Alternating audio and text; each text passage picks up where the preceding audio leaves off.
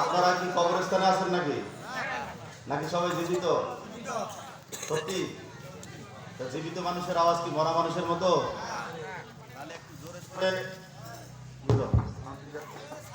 একটু জোরে জোরে জবান খুলে বলা যাবে না? আসসালামু আলাইকুম ওয়া রাহমাতুল্লাহি ওয়া বারাকাতুহু। ইন্নাল হামদালিল্লাহিল আকরামিল্লাযী খালাকাল ইনসান وكرم وعلمه من البيان ما لم يعلم فسبحان الذي لا يحصى امتنانه باللسان ولا بالقلم نشهد أن لا إله إلا الله وحده لا شريك له ونشهد أن سيدنا وسندنا وحبيبنا وطبيبنا وطبيب قلوبنا ومولانا محمدا عبده ورسوله الذي أرسل رسوله بالهدى ودين الحق بشيرا ونذيرا وداعيا إلى الله بإذنه سراجا وقمرا منيرا أما بعد فقد قال الله تبارك وتعالى في كلامه المجيد وفرقانه الحميد সবাই আমার সাথে জবান খুলে পড়ুন আউযু বিল্লাহি মিনাশ শাইতানির রাজীম বিসমিল্লাহির রাহমানির রহিম ওয়াল আসর ইন্নাল ইনসানা লাফী খুসর إلا الذين آمنوا وعملوا الصالحات وتواصوا بالحق وتواصوا بالصبر عن أبي ذر رضي الله تعالى عنه قال قال رسول الله صلى الله عليه وسلم آتاني آكل من ربي فأخبرني أو قال بشرني أنه من مات من أمتي لا يشرك بالله شيئا دخل الجنة قلت وإن زنى وإن سرق قال وإن زنى وإن سرق رواه البخاري وقال تعالى في شان حبيبه ومحبوبه مخبرا وعامرا إن الله وملائكته يصلون على النبي يا أيها الذين آمنوا صلوا عليه وسلموا تسليما اللهم صل على مولانا محمد وعلى آله مولانا জোরে সোরে মহব্বতের আওয়াজে জবান করে বলি আল্লাহুম্মা সাইয়্যিদিনা মাওলানা মুহাম্মদ ওয়া আলা আলিহি মাওলানা होना है फूल तो बुलबुल का तरन्नुम भी ना हो होना है फूल तो बुलबुल का तरन्नुम भी ना हो चमन ये दर में कलियों का तबस्सुम भी ना हो अल्लाहुम्मा सल्ले अला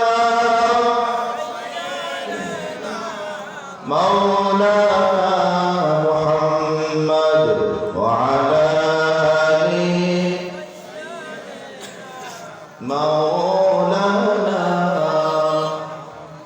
لا إله لا إله جل لا إله لا إله إلا الله محمد رسول الله صلى الله عليه وسلم মুজাবরী প্রধান পাড়া মধ্যবস্তি রিয়াজুল জান্নাত জামে মসজিদের উন্নয়ন কল্পে ও যুব সমাজের উদ্যোগে এক বিশাল ওয়াজ ইসালে সওয়াব ও দোয়ার মাহফিল।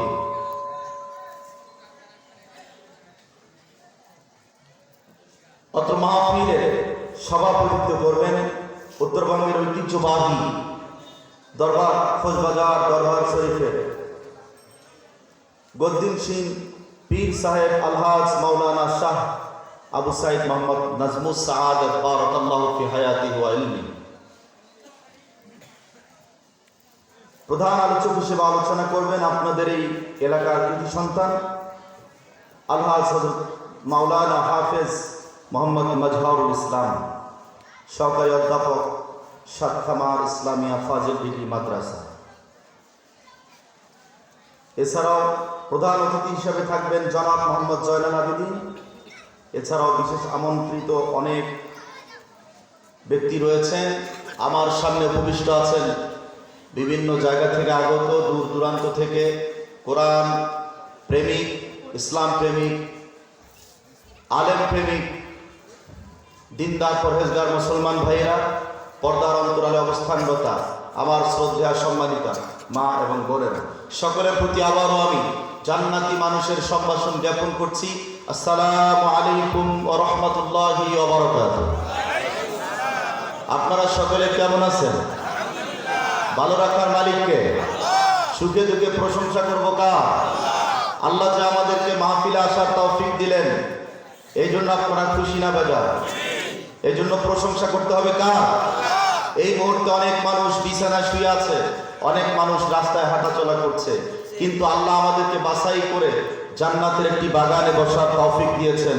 এই জন্য সকলেই জবান খুলে আকাশ বাতাস প্রকম্পিত করে সমস্বরে একযোগে কালিমাতুশ শুকর আদায় করছি, পড়ুন আলহামদুলিল্লাহ। লাখ কোটি দরুদ ও সালাম। তার চেয়ে অনেক অনেক বেশি বিশ্বসভার সভাপতি সরওয়ারে কায়নাত ইমামুন নবিয়্যিন ওয়াল মুরসালিন সাইয়্যিদুল কাওনাইন ওয়াস সাকলাইন নবিয়ুনা ওয়া হাবিবুনা ওয়া শাফিউনা মুহাম্মাদুর রাসূলুল্লাহ সাল্লাল্লাহু আলাইহি ওয়াসাল্লামের উপর আলোচনা। আসলে আমি আপনাদের কাছে প্রথমেই ক্ষমা চেয়ে নিচ্ছি। আমি আরেকটি প্রোগ্রামে, আজকে একদিনে দুইটা প্রোগ্রাম এমনভাবে পড়ে গেছে আমি নিজেও ম্যানেজ করতে পারি নাই। যাই হোক, আমি পঞ্চগড় থেকে মাত্র একটা প্রোগ্রাম শেষ করে আসলাম। হ্যাঁ, খুব টানে চলে আসছি আর কি। কপাল ভালো, কোনো বিপদ আপদ হয়নি, সই সালামতে আসছি। তো আপনারা খুশি না বেজার? তো আমি ভাবলাম যে কি যাইতে পারবো কি পারবো না, আল্লাহ তো আমাকে এনেছেন, আপনারাও বসে আছেন ধৈর্যের সাথে। এই জন্য আমরা আরেকবার আল্লাহর শুকরিয়া আদায় করছি, বলুন আলহামদুলিল্লাহ। পবিত্র কোরআন কারীমের ছোট্ট একটি সূরা তেলাওয়াত করেছি, সূরাতুল আসর। সূরাটি মুখস্থ আছে আপনাদের? আল্লাহর হাবিব সাল্লাল্লাহু আলাইহি ওয়াসাল্লামের দুইজন সাহাবী, এরা দুইজন যদি একজন আরেকজনের সাথে দেখা হতো কেউ চলে যেতেন না। একজন প্রথম সূরাতুল আসর তেলাওয়াত করে ওনাকে শোনাতেন, উনি আবার তেলাওয়াত করে এনাকে শোনাতেন, তারপর দুইজন আলাদা হয়ে যেতেন। ওনারা এটাকে এত মর্যাদা এত সম্মান দিতেন, এই সূরাটা শুনলে মনে হতো পুরা দুনিয়ায় চলার জন্য সব বিধান আল্লাহ এই সূরায় দিয়েছেন। ইমাম শাফিঈ রাহমাতুল্লাহ আলাইহি বলেন, কোন ব্যক্তি যদি সূরাতুল আসর ঠিকভাবে তেলাওয়াত করে এবং এই বিধানগুলো জীবনে মানে, এই সূরাটি তার জীবনে হিদায়াতের জন্য যথেষ্ট হয়ে যাবে। সূরাটি কিন্তু মাত্র ছোট্ট না, মাত্র 3 আয়াত, শব্দ আছে 14টি, সূরাটি মাক্কি এবং এখানে বর্ণ আছে 70টি। এত ছোট্ট সূরা কিন্তু কথাগুলো অনেক দামি। সুবহানাল্লাহ বলে। প্রথম আয়াতটা কি? ওয়াল আসর। আমি এর মধ্যে শেষ করে দেবো আমার নির্ধারিত সময়ের মধ্যে। ওয়াল আসর, সময়ের কসম। আল্লাহ সময়ের কসম করেছেন। কেন সময়ের কসম করেছেন? কারণ সময়টার দাম আমাদের জীবনে আছে না নেই? কম না বেশি? Time and time white for none.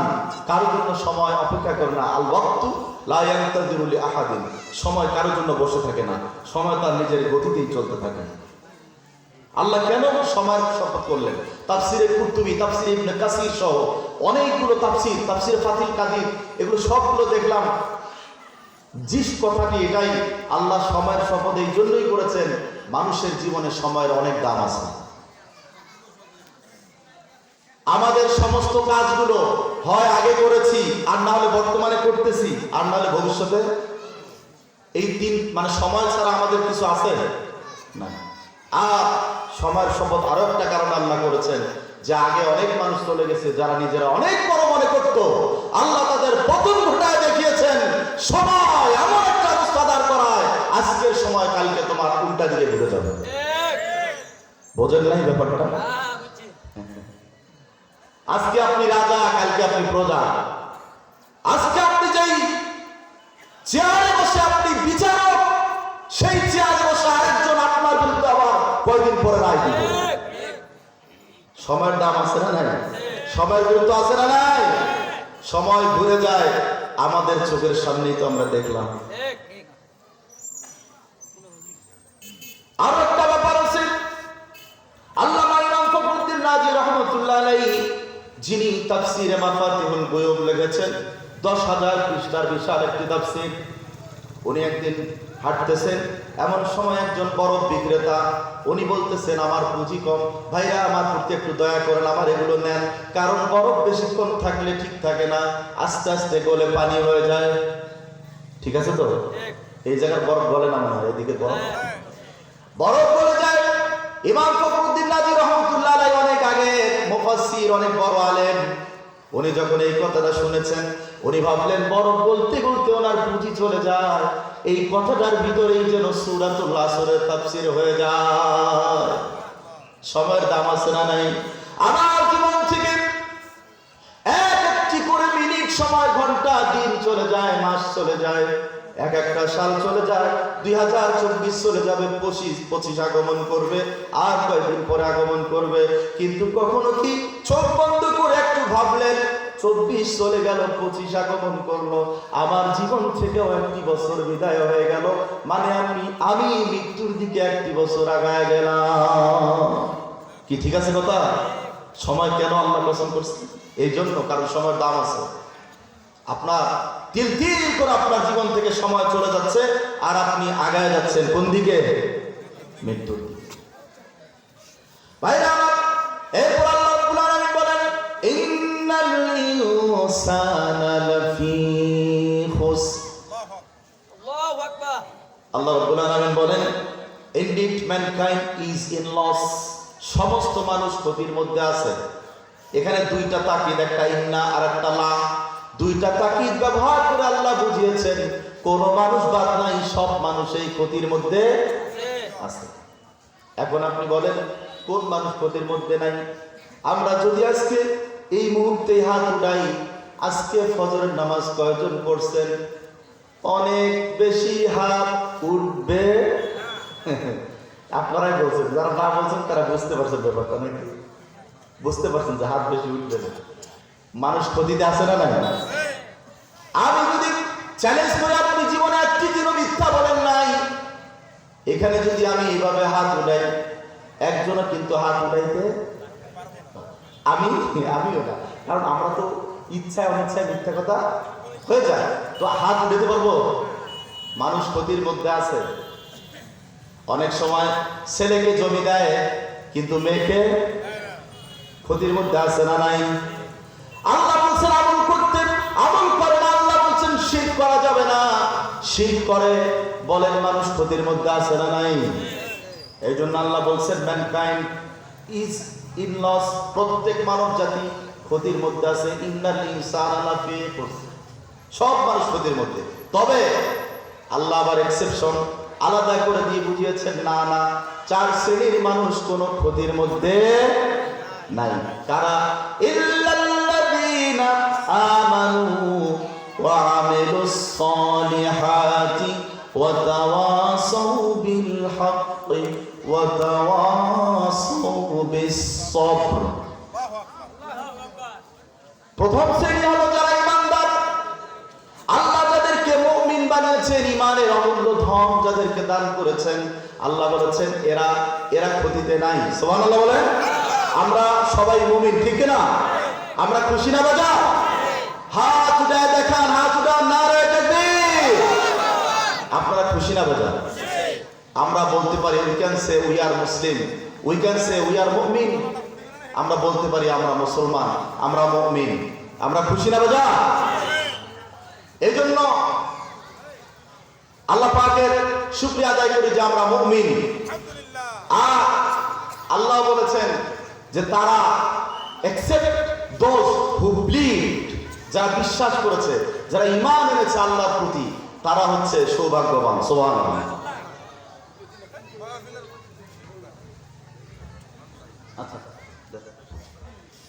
আলহামদুলিল্লাহ, আমাদের মধ্যে উপস্থিত হয়েছেন আমাদের এই ওয়াজ মাহফিলের প্রধান অতিথি জনাব মোহাম্মদ জয়নাল আবিদিন, সভাপতি ভারপ্রাপ্ত প্রণয়ন দেবীপুর ইউনিয়ন বিএনপি।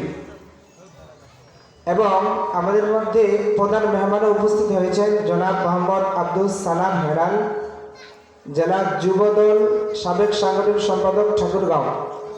এছাড়াও আমাদের মধ্যে উপস্থিত হয়েছেন আমন্ত্রিত অতিথিবৃন্দ জনাব মোহাম্মদ ইমরান আলী, সহসভাপতি প্রণয়ন দেবীপুর ইউনিয়ন বিএনপি, জনাব মোহাম্মদ মঞ্জুরুল ইসলাম, জনাব মোহাম্মদ ইসমাইল হোসেন, জনাব মোহাম্মদ বাবুল ইসলাম, জনাব মোহাম্মদ আসাদুজ্জামান খকর, জনাব মোহাম্মদ জফিরুল ইসলাম, জনাব মোহাম্মদ আশরাফুল ইসলাম, জনাব মোহাম্মদ আরমান আলী, জনাব মোহাম্মদ বাবুল ইসলাম, জনাব মোহাম্মদ মামুন ইসলাম। আমরা আমাদের প্রধানপাড়া মধ্যবস্তি মসজিদের পক্ষ থেকে, মাহফিলের কমিটির পক্ষ থেকে ওনাদের সকলকে সাধুবাদ এবং মোবারকবাদ জানাই।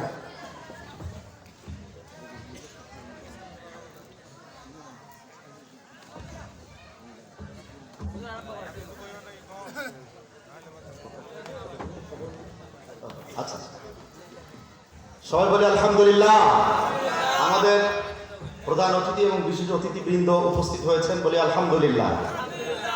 ওনারাও তো ওয়াজ শোনার দরকার আছে না নাই? সবারই তো দরকার আছে, ঠিক না? আমরা মুমিন, এই জন্য শুকরিয়া আদায় করবো কার? ইল্লাল্লাযীনা আমানু, except those who has believed, যারা ঈমান এনেছে, যারা বিশ্বাস করেছে, তাদের দাম আছে না নাই? এই ঈমান কত মূল্যবান, কত দামি জিনিস, এটা যে পেয়েছে সে জানে। অনেকের কপালে হয় নাই। আবু জেহেল আমার নবীর সাথেই ঘুরেছে, চলেছে, দেখেছে, ঈমান আনতে পেরেছে? আমরা কি দেখেছি? তারপরও আমরা বলতে পারি আমরা মুসলমান। ভাইরা আমার, ইল্লাল্লাযীনা আমানু, যারা ঈমান এনেছে, এরা আল্লাহ পাক বলেছেন এই চার শ্রেণীর মানুষ ক্ষতির মধ্যে নাই। প্রথম হলো ঈমানদার। পৃথিবীতে খোদাদ্রোহী যারা ছিল, নিজেকে খোদা দাবি করেছে, তার মধ্যে একজন হচ্ছে ফেরাউন। নাম শুনেছেন? দেখছেন কেউ? দেখবেন কিভাবে? অনেক আগে। মহিলা প্যান্ডেলে জায়গা সংকুলন হচ্ছে না, সকলে ভিতরে যারা মা বোনেরা আছে, অন্য যারা আসছে তাদেরকে একটু জায়গা করে দেন বসার জন্য। সকলকে জায়গা করে দেন, মিলেমিশে সকলেই ওয়াজ শোনেন। ভাইরা আমার, যারা ঈমান আনলো, এখন ফিরআউনের স্ত্রীর নাম কি জানেন তো সবাই? আসিয়া আলাইহিস সালাতু ওয়াস সালাম। ওনার কিন্তু ঈমান আনার কাহিনীটা খুব মর্মান্তিক।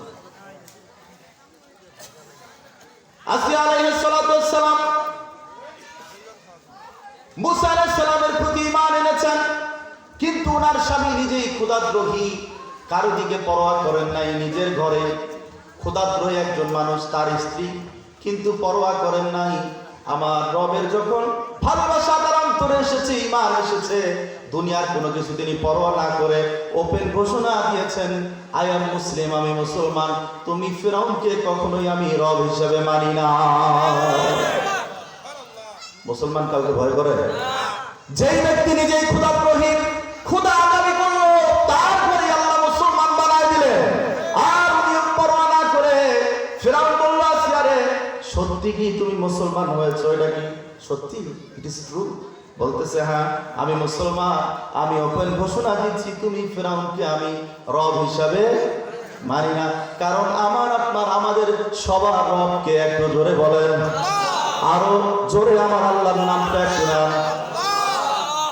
হয়নি আল্লাহ। কেন আল্লাহর নাম নিবেন? মনে রাখবেন, আমাদের আজানের শুরুটা হয় আমার আল্লাহর নাম দিয়া। কি বলেন? নামাজটা শুরু করেন কি দিয়া?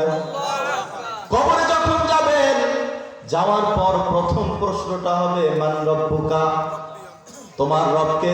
হু ইজ ইওর লর্ড, তোমার প্রভুকে, রবকে। জবাব আসবে কি? যদি ভাগ্য ভালো হয় জবাব দিতে পারবেন।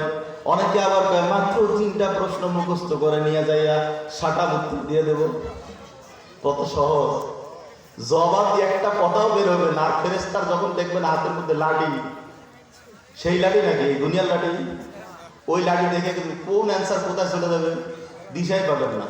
কিন্তু আপনার মুখস্থ করা লাগবে না। দুনিয়ায় যদি নেকামল করেন, ভালো কাজ করে যান, নামাজ রোজা ঠিকভাবে আদায় করে যান, ভালো মানুষ নেককার বান্দা হয়ে যেতে পারেন, কবরে জবাব দেওয়ার জন্য আল্লাহ আপনার জবানটা খুলে দিয়ে দেবেন। ইউসাব্বিতুল্লাহুল্লাযীনা আমানু বিল কওলিত সাবিতি ফিল হায়াতিদ দুনিয়া ওয়া ফিল আখিরাহ। ভাইরা আমার, আসিয়া আলাইহিস সালাম যখন বললেন, ফেরাউন বলতেছে, আসিয়া রে, তুমি আমার স্ত্রী, তুমি যদি আমাকে না মানো, পৃথিবীর কেউ আমার আর খোদা। কারণ সবাই বলবে তোর বউয়ে তোর মানে না, আবার আমরা মানবো কেন? খবরদার আসিয়া, কি চাও বলো, কাউকে জানাই না, গোপনে আমি যা চাও আমি সব দেব। তুমি আমার একটু খোদা মানো, আল্লাহরে মানবা না। আসিয়া বলতেছে, ফেরাউন তোমার কত টাকা কত কি দিতে চাও রে, সব দাও, কিন্তু আমি ইমানের যে ভালোবাসা মজা পেয়েছি, আমার রব আল্লাহ, ইমানটা আমার অন্তরে এসেছে। দুনিয়ার কোন অর্থ সম্পদ আমার কাছে বড় না, আমার কাছে আমার ইমানটা এখন সবচাইতেই বড়। ইমানের দাম আছে না নাই? এই জন্য আল্লাহ রাব্বুল আলামিন বলেন, ইল্লাল্লাযীনা আমানু ওয়া আমিলুস সালিহাত।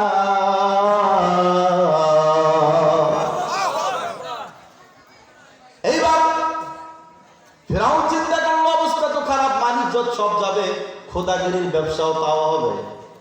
এই জন্য হামানকে ডাক দিয়ে বললো, হামান বুদ্ধি একটা করো, মানিজ্জত মনে হয় সব যায়, বউ তো মানে না। দুনিয়ার সব মানে, কিন্তু বউই তো আমার খোদা মানে না। হামান কয়, না, এটা তো সমস্যা আছে। বুদ্ধি কি? এখনো বুদ্ধি দেয় শয়তানি বুদ্ধি। মানুষের মধ্যেও কিন্তু এরকম শয়তানি বুদ্ধি দেওয়ার লোক আছে না নাই? আপনাকে 2 দিন সাথে চলবেন আপনার বন্ধুর সাথে, 3য় দিন বলবে সিগারেট ধূমপান করে, 3য় দিন বলবে তুই একটা টান দে, সমস্যা কি? ওদের নাই এইরকম মানুষ। এই যেই মানুষগুলো আপনাকে গুনার দিকে ধাবিত করে, যে মানুষগুলো আপনাকে আল্লাহর পথ থেকে ফিরায় আরেক দিকে নিয়ে যায়, রাসূলের পথ থেকে ফিরায় আরেক দিকে নিয়ে যায়, এই মানুষগুলো কিন্তু এক ধরনের শয়তান। কারণ আল্লাহ রাব্বুল আলামিন বলেছেন, আল্লাযী ইউওয়াসউসু ফি সুদুরিন নাসি মিনাল, বলেন না কেন জানেন না? মিনাল জিন্নাতি ওয়ান নাস। কোন সূরা জানেন তো সবাই? তো মিনাল জিন্নাতি মানে জিন, আর নাস মানে মানুষ।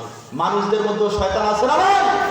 যারা আপনাকে ভুল পথে পরিচালিত করে জাহান্নামের চৌরাস্তায় নিয়ে যাবে, এমন মানুষের পিছে আমরা, যে মানুষ আমাদেরকে ভালো পথে নিয়ে যাবে, আমরা তার পথেই আছি। ঠিক কিনা বলেন ভাই? এইবার হামান বুদ্ধি দেয়, একে সোজা করতে হলে জেলে নিয়ে যাওয়া লাগবে, একটু টর্চারিং করলে হয়তো বা সিদ্ধান্ত পরিবর্তন করবে। জেলখানায় নিয়ে গেল, নির্যাতন শুরু হয়ে গেল। আসিয়াকে এবার হামান কানে কানে বলতেছে, আপনি কেমন বোকা মানুষ, আপনার স্বামী যদি খোদা হয় তাতে আপনার সমস্যাটা কি? আপনি তো খোদার বউ। বুঝছেন শয়তান কি বুদ্ধি দেয়, বুঝেন না? আপনার সমস্যাটা কি? আপনি তো খোদার বউ হবেন, তো আপনার কি সমস্যা? আমরা তো আপনার স্বামীর খোদা মানি, আপনার খোদার বউ হিসেবে মানি, কি সমস্যা আপনার? উনি বলতেছে আমি খোদার বউ হতে চাই না। হামান বলতেছে আসিয়া রে, তোমাকে আমি সেই রাজদরবারে আবার নিয়ে যাব, তোমার রাজদরবারের সব চাবিগুলো আবার বুঝাই দেব, কোনো অভাব হবে না, থাকা খাওয়ার সবকিছু পেয়ে যাবা। শুধু একটিবার স্বীকার করো ফেরাউন তোমার রব, আল্লাহ তোমার রব না, এটা সিদ্ধান্তটা একটু পরিবর্তন করো।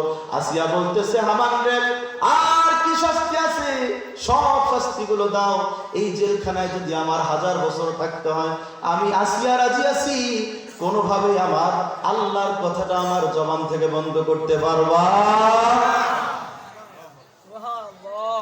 আপনারা একটু আমার আল্লাহর নামটা একটু মুখে নেন, আল্লাহ। ভাইরা আমার, এই যে আল্লাহর নাম, এই যে অন্তরে এবং মুখে কাজে প্রমাণ করে দেওয়া, এটাই তো ঈমান। ঈমান হারা হওয়া যাবে না। যতই চাপ আসুক, মুসিবত আসুক, সমস্যা হোক, যাই হোক না কেন, সব সময় আমরা ঈমানের অবস্থায় থাকতে চাই, ঠিক কিনা? হযরতে বেলাল রাদিয়াল্লাহু আনহু, ওনার উপরে নির্যাতনের পরে নির্যাতন, কিন্তু মুখ থেকে একটি আওয়াজ, সেই আওয়াজটা হলো আহাদ। সেই আওয়াজটা কি? আহাদ হচ্ছে কার নাম? আল্লাহর একটি সিফাতি নাম। ওনার মুখ থেকে এটা বের হয়ে আসতো। আর আমরা সূরা ইখলাসের মধ্যে পড়ি কুল হুয়াল্লাহু আহাদ। আল্লাহ রাব্বুল আলামিনের এই নামটা নেওয়ার কারণে উমাইয়া ইবনে খালদ তার উপরে অমানবিক টর্চারের নির্যাতন শুরু করে দিল। আর বলল বেলাল রে, এই নামটা বন্ধ করো, আর বলো না, বন্ধ করে দাও, আমি তোমার উপরে আর কোনো নির্যাতন করব না। বেলাল রাদিয়াল্লাহু আনহু বলেন, উমাইয়া আর কত নির্যাতন করতে মন চায় করো, আমি বেলালের জবান থেকে একটিবারের জন্য আমার আল্লাহর নাম বন্ধ করতে পারবা। অনেক নির্যাতন করেছে, ওনার নির্যাতনের কারণে